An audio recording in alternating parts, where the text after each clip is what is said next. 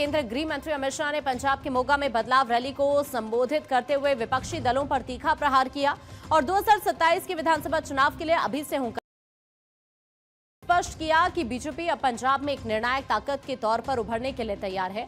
उन्होंने ड्रग्स, धर्म परिवर्तन और भ्रष्टाचार जैसे संवेदनशील मुद्दों पर वर्तमान पंजाब सरकार और कांग्रेस को घेरते हुए राज्य की जनता से एक बार बीजेपी को मौका देने की अपील की। शाह ने पंजाब के मोगा में जनसभा को संबोधित करते हुए संकेत दिया कि बीजेपी 2027 का विधानसभा चुनाव अकेले लड़ेगी। अपने भाषण के दौरान गृह मंत्री ने अकाली दल से गठबंधन की अटकलों को खत्म कर दिया। उन्होंने कहा कि 2027 में पंजाब में बीजेपी की अपनी सरकार बनेगी। उन्होंने कहा कि भारतीय जनता पार्टी अब पंजाब में छोटा भाई बनाकर चुनाव नहीं लड़ेगी। 27 में होने वाले चुनाव में हम आज से भारतीय जनता पार्टी के प्रचार की शुरुआत करें। मैं पंजाब की जनता को अपील करने के लिए आया हूं। हम जब भी आए छोटे भाई के रूप में आपके सामने आए।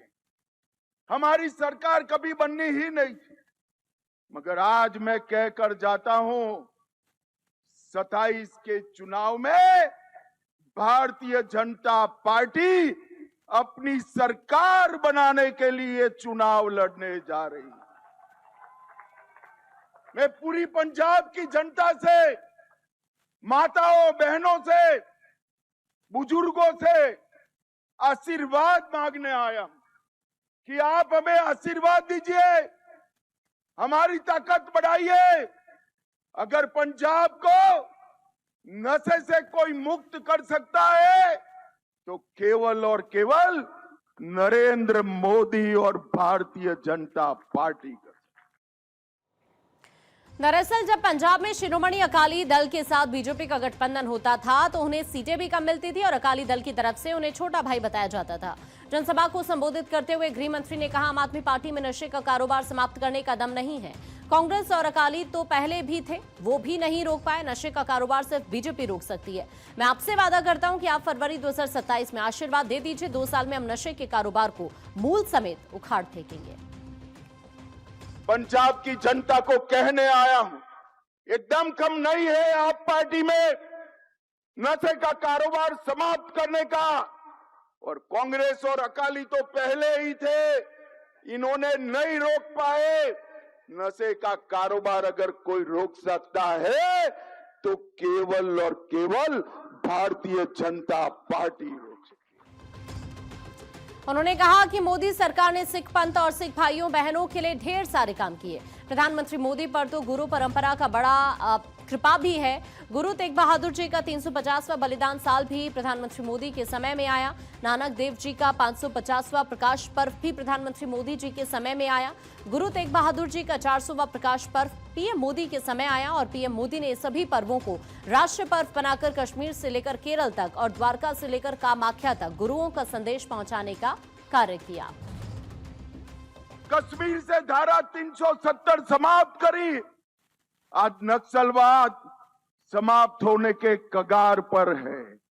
पंजाब को नशे से मुक्त कराना है तो डबल इंजन की भारतीय जनता पार्टी की सरकार। भाइयों बहनों, पंजाब पूरा कर्ज, ड्रग, धर्म परिवर्तन, भ्रष्टाचार और गैंगस्टर के आतंक से आज पंजाब तबाह हो। उद्योग पंजाब छोड़कर जा रहा है। किसान इसका कोई खैर ख्वाह नहीं रहा है। अगर पंजाब के युवाओं को बेरोजगारी हटानी है, बहुत मौके दे दिए, कांग्रेस को भी दिया, अकालियों को भी दिया, आप पार्टी को भी दिया।